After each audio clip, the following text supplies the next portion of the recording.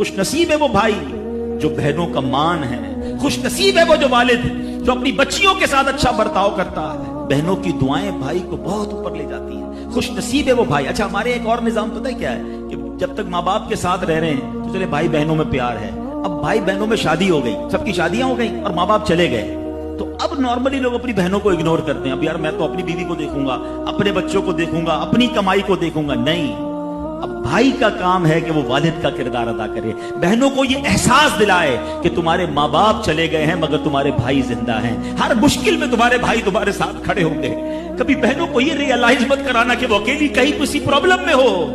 वो अकेले में सोचे कि मेरी माँ होती तो मैं किससे माँ से बात कर लेती, बाप होता तो मैं बाप से कह देती, भाई को क्या कहूं वो तो सुनता ही नहीं है ऐसे भाई आज भी कि बहनें उन्हें अपना दुख भी शेयर नहीं करती हैं, बल्कि भाइयों को पड़ी ही नहीं है बहन किधर गई।